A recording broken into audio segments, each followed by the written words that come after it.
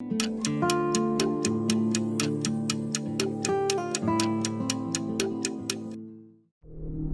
ismlar sizga hech narsani anglatmasligi mumkin, lekin qamoqxonalarda va jinoyat dunyosida juda mashhur. Ular prezident emas, lekin yuzlab odamlarning hayotini o'zgartirgan, yaxshi tomonga yoki yomon tomonga. Bu davlat siyosatidan chetda, lekin Vorovskoy hokimiyat ichida bo'lgan odamlar. Tasavvur qiling, siz oddiy odam emassiz.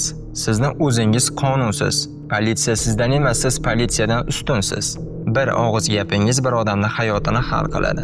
Bu video sizni aynan shunday dunyoga olib kiradi. Demak, bugun O'rta Osiyodagi eng nufuzli 10 ta vorov zakoni haqida gaplashamiz. Ekranga yaxshilab joylashib olib, mehnatimni qadrlang. Ya'ni videoga like bosing, xarizmatikka obuna bo'ling, shu yetarli. Sport o'yinlariga qiziqadiganlar kommentariyada havola bor, kirib xarizmatik promokodi bilan ro'yxatdan o'tsangiz 3 million so'm bonus beradi. Omad.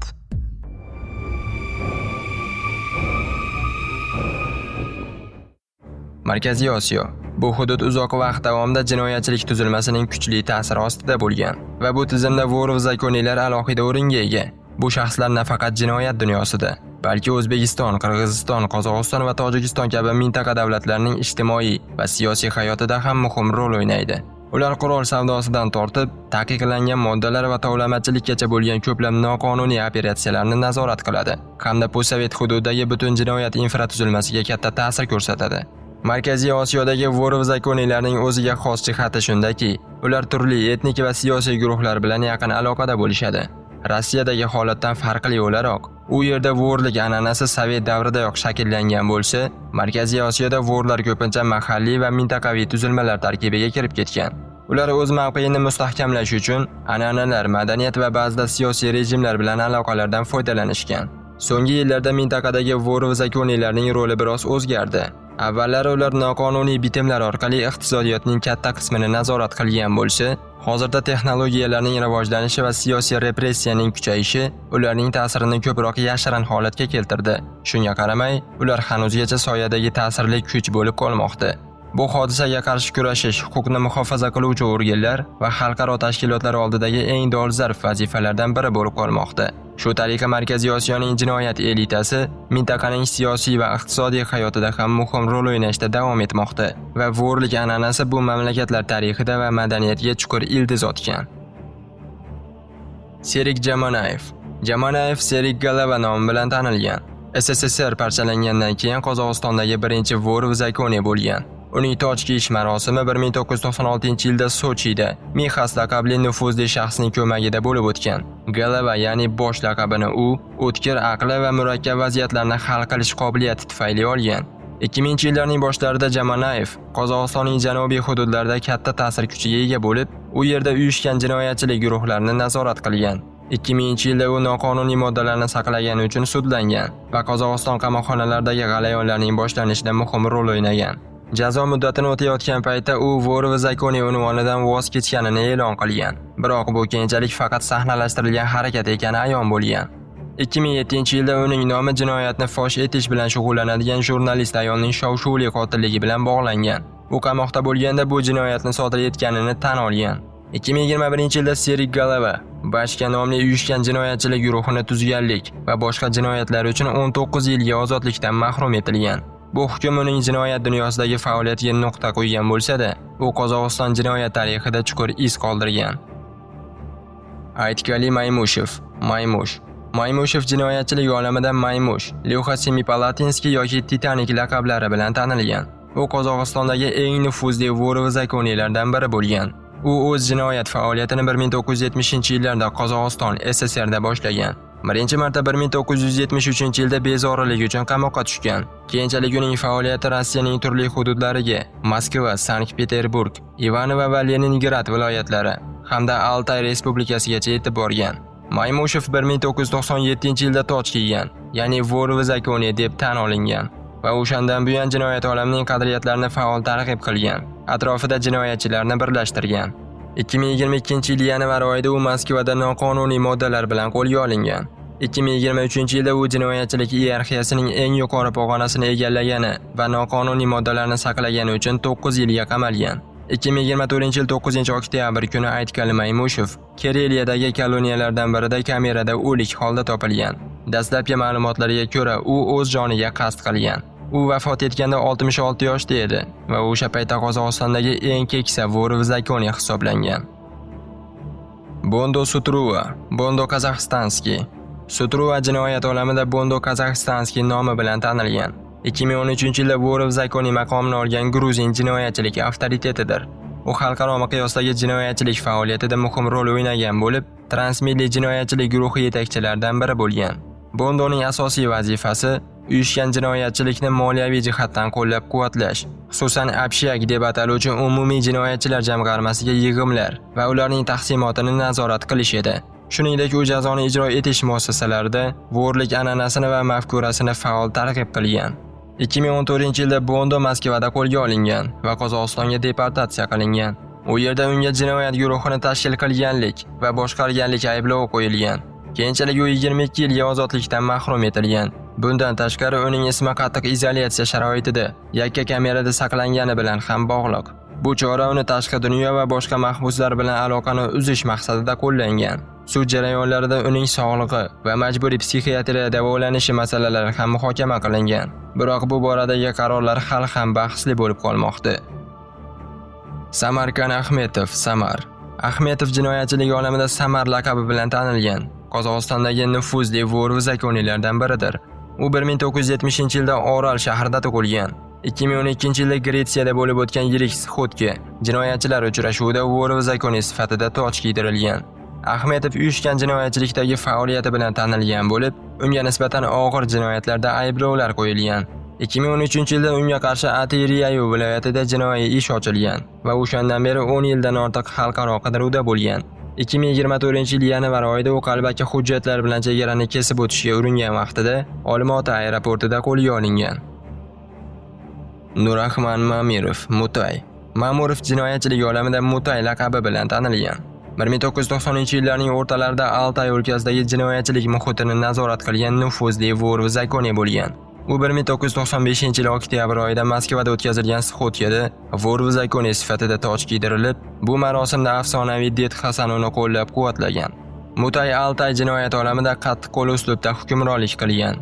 U yerda yashirin biznesni, qamoqxonadagi ta'sir doiralarini va smetriyashilarni nazorat qilgan.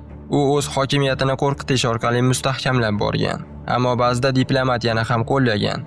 Obro'sini mustahkamlash uchun boshqa vor v zakonilar bilan uchrashuvlar tashkil qilgan. Ma'lumki, uning atrofidagilar raqiblarni, boshqa jinoyat avtoritetlarini yo'q qilgan holatlar bilan ham bog'liq bo'lgan. Biroq Mutay hayotida bir qancha mojarolar ham kuzatilgan. Xususan 2000-yillar boshida u taqiqlangan moddalarni iste'mol qilgani uchun unvondan mahrum etilishi muhokama qilingan. Lekin uning nufuzli mavqei bunga yo'l qo'ymagan.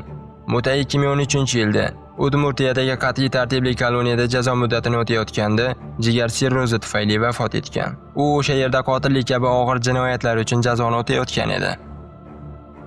Kalchbek Kalbayev, Kamchi. Kalbayev jinoyatchilik olamida Kamchi laqabi bilan tanilgan. Qirg'izistondagi eng nufuzli vor v zakonilardan biri bo'lgan. U 2008-yilda birinchi bo'lib vorlar oilasiga qabul qilingan qirg'iz fuqarosi bo'lib, qisqa vaqt ichida xalqaro miqyosda o'z mavqeini mustahkamlab, jinoyatchilik faoliyatini kengaytirgan. Uning jinoyatchilik tarmog'i Xalqaro Bratskiy Krug nomli guruh bilan bog'langan va u eng yirik narkobaronlardan biri sifatida tan olingan. 2011-yilda Kalbayev Birlashgan Arab Amirliklarida zargarlik do'konini talon-taroj qilganlik ayblovi bilan hibsga olingan. Biroq ko'p o'tmay ozodlikka chiqarildi. 2013-yilda u Qirg'izistonda jinoyatchilik uyushmasini tuzish, talonchilik va odam o'g'irlash kabi ayblovlar bilan sudlangan. Biroq unga nisbatan chiqarilgan hukm yengillashtirilib, 2014-yilda ozodlikka chiqqan. Shundan so'ng ham Kalbayev jinoyatchilik faoliyatini davom ettirgan. Biroq u mehmonxona va restoran biznesida ham faol bo'lgan. Uning ismi ommaviy axborot vositalarida ko'p bora tilga olingan. Shuningdek, AQSh hukumati tomonidan pul yuvish, tovlamachilik va xalqaro jinoyatchilik guruhlarida ishtirok etgani uchun sanksiyaga tortilgan. 2023-yilda navbatdagi hibsga olish va ayblovlar ortidan Kalbayev Qirg'iziston huquqni muhofaza qilish organlari tomonidan o'tkazilgan operatsiya vaqtida o'ldirilgan. Ulan Taktasunov, Sakol. Taktasunov jinoyatchilik olamida Sakol laqabi bilan tanilgan. Qirg'izistondagi eng nufuzli vor v zakonilardan biridir. 2011-yilda u mamlakatni tark etib avval Moskvaga, so'ngra Turkiyaga ko'chib o'tgan va u yerda 2015-yil oxirigacha yashagan. Shu davr mobaynida u o'zining uyushgan jinoyat guruhini boshqarishda davom etgan. Guruh talonchilik, tovlamachilik va boshqa jinoyatlar bilan shug'ullangan. 2015-yilda u Damir Saparbekovning buyurtma asosida o'ldirilishiga oid jinoiy ishda figurantga aylangan. Saparbekov Taktasonov guruhining boshqa bir to'dasi bilan to'qnashuv natijasida o'ldirilgan. Garchi o'sha vaqtda Sakol Turkiyada bo'lgan bo'lsa-da, u jinoyatning buyurtmachisi sifatida tan olingan va 2016-yilda 17 yilga ozodlikdan mahrum etilgan.